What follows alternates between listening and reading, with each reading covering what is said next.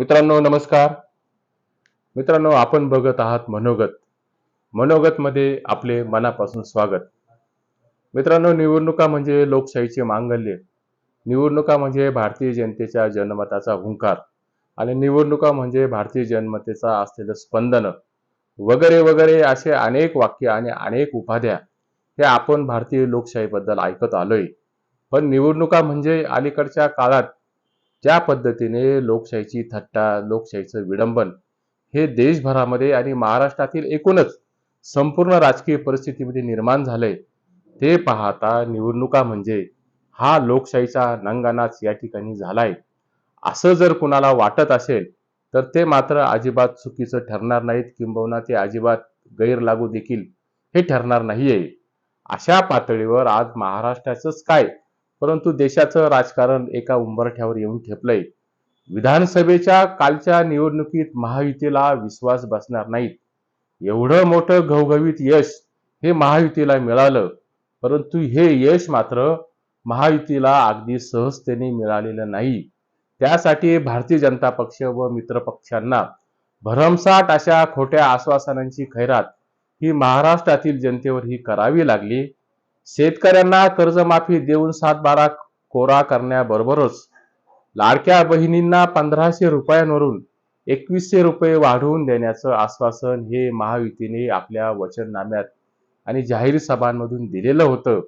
परंतु महायुतीला सत्ता मिळाल्यानंतर प्रत्यक्षात महाराष्ट्रातील आर्थिक तिजोरीमध्ये असलेला खडखडाट आणि महाराष्ट्राची असलेली आर्थिक विकलांग परिस्थिती पाहून महाराष्ट्र सरकारने या भूमिकेपासून पलायनवादी भूमिका ही घेतल्याचं अलीकडच्या काळात आपल्याला स्पष्टपणाने दिसेल.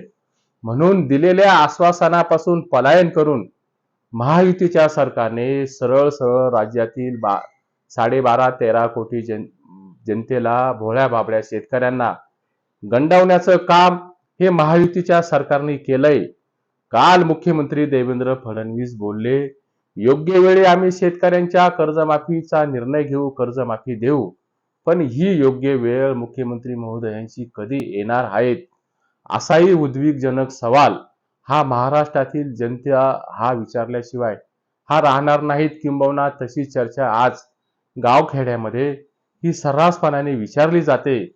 आज महाराष्ट्रामध्ये ज्या कर्जमाफीच्या घोषणेवर शेतकऱ्यांनी भरभरून मते दिले, परंतु त्यांची पुढच्या काळामध्ये भ्रमनिरास झाल्याने महाराष्ट्रामध्ये प्रत्येक दिवसाला 8 शेतकरी हे आत्महत्या करत होते. आज ती शेतकऱ्यांची संख्या ही 10 वर जाऊन ठेपलेली आहे.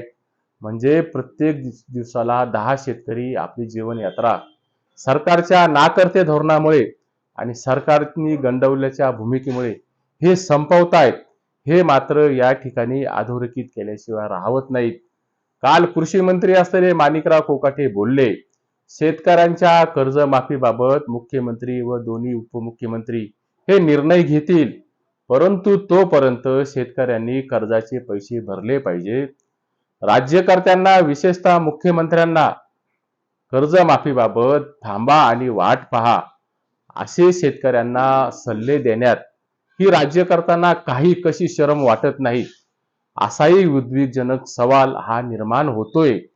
पहिल्या 100 दिवसात कर्जमाफी करून 7/12 कोरा करणार या महायुतीच्या निवडणुकीतील आश्वासनाला भुलवून महाराष्ट्रातील शेतकऱ्यांनी महायुतीला भरघोस आणि भरभरून असं मतदान केलं.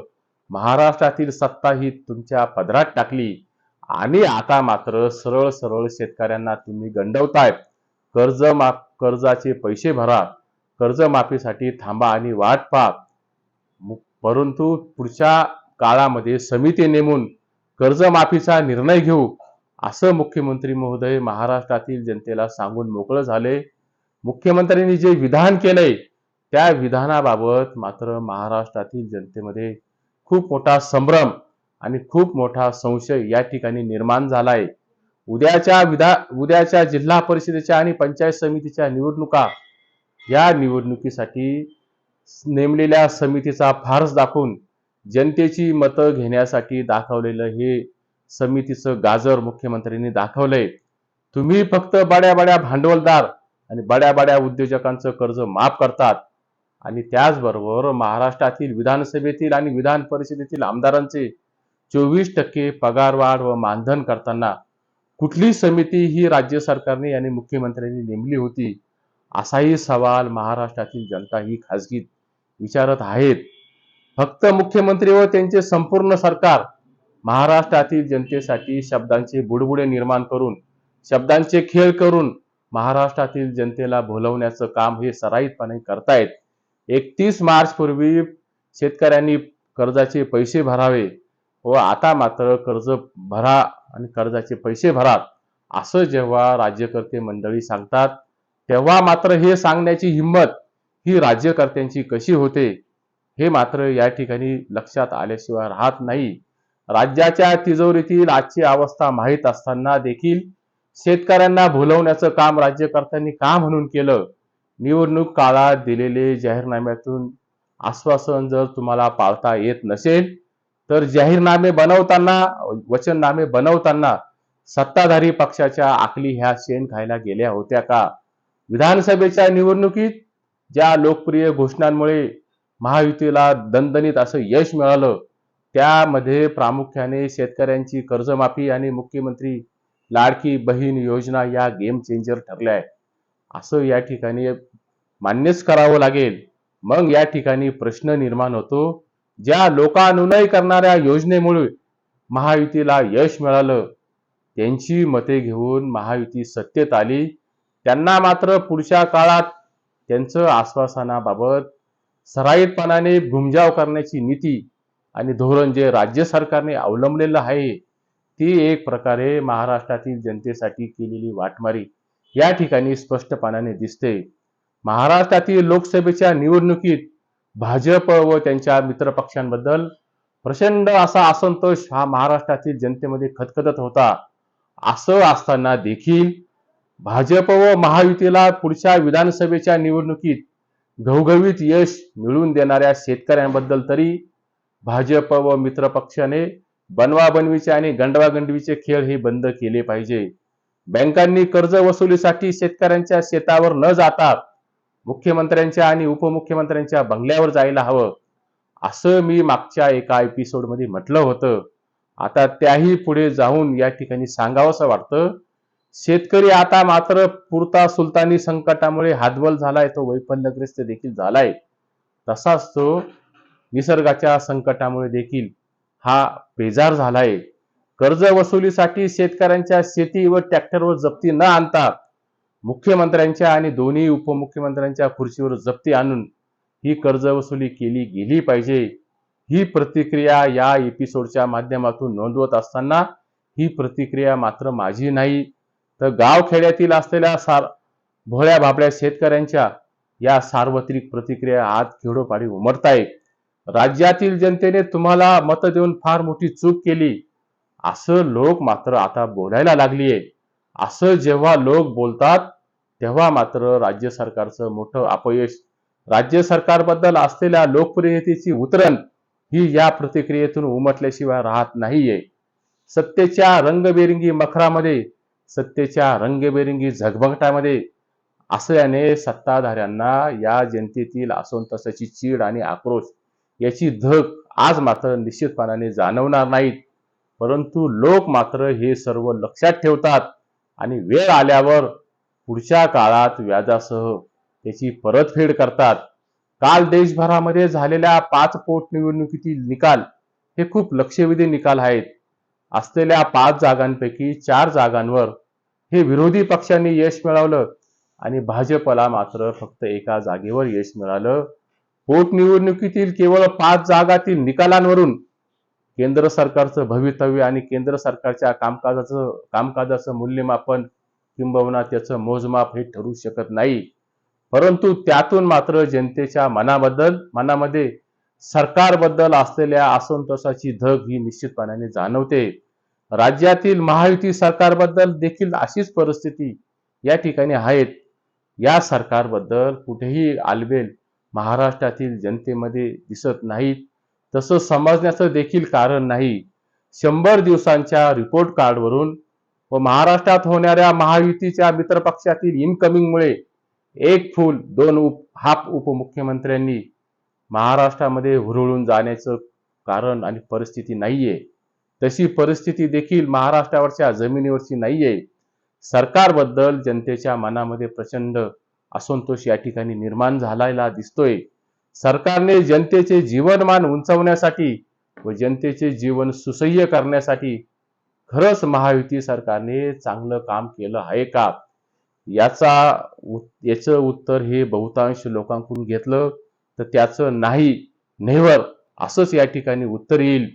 राजाने आणि सरदाराने वेषांतर करून जर लोकांमध्ये जाऊन प्रतिक्रिया घेतली तर मात्र त्याची निश्चितपणाने असलेली धग जाणवल्याशिवाय राहणार नाही. सरकारने काहीच केलं असं मी या ठिकाणी म्हणणार नाही, परंतु जनतेला दिलेल्या आश्वासनाबद्दल दिशाभूल करण्याचे एक पात्री प्रयोग, एक पात्री महानाट्य हे महाराष्ट्रातील तिन्ही पक्षांमध्ये हे गेल्या 6 महिन्यामध्ये सातत्याने रंगलंय आणि महाराष्ट्रातील जनतेने ते उघड्या डोळ्यांनी पाहिलंय. राज्यातील सरकारपुढे आज अनेक समस्या या आ वासून उभ्या आहेत, परंतु सर्वात मोठी समस्या ही शेतकऱ्यांच्या कर्जमाफीची आहेत, मुख्यमंत्री लाडकी बहीण योजनेची आहेत. राज्यातील शेतकरी, सामान्य माणूस अन्न, वस्त्र, निवारा व आरोग्य या मूलभूत गरजांची पूर्तता झाली किंवा नाही यावर सरकारचं यशाचं मोजमाप आणि सरकारचं यशाचं सूत्र हे ठरत जातं, तसं समजलं जातं. आजही महाराष्ट्रामध्ये शेतकऱ्यांच्या आत्महत्येचा विळखा हा दिवसेंदिवस घट्ट होताना दिसतोय. भारताची अर्थव्यवस्था आज जगात 3ऱ्या क्रमांकाची सांगितली जाते, परंतु हे चित्र मात्र फसवं आहे. शेतमालाला भाव आज मिळत नाहीत. पर्यायाने महाराष्ट्रामध्ये शेतकऱ्यांच्या आत्महत्या वाढत आहेत. रोजगार हमी योजनेवर काम करणाऱ्या मजुरांना 2017 मध्ये प्रतिदिन 200 रुपये मजुरी मिळत होती. आता 2025 मध्ये सरकारने केवळ रोजगार हमी योजनेच्या मजुरांमध्ये फक्त 100 रुपये वाढ केलेली या ठिकाणी आहेत.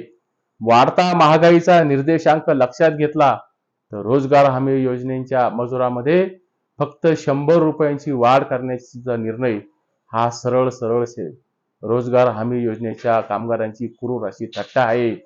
शेतकऱ्यांच्या कर्जमाफीबाबत मुख्यमंत्री देवेंद्र फडणवीस योग्य वेळी निर्णय घेणार असं या ठिकाणी बोललंय.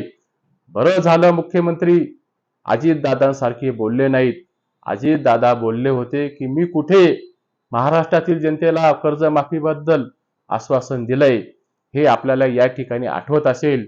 शेतकऱ्यांच्या कर्जमाफीबरोबरच महाराष्ट्रातील किसान सन्मान योजनेचा निधी हा 12,000 वरून 15,000 रुपये करणार. सोयाबीनला प्रति क्विंटल 6,500 रुपये भाव देणार.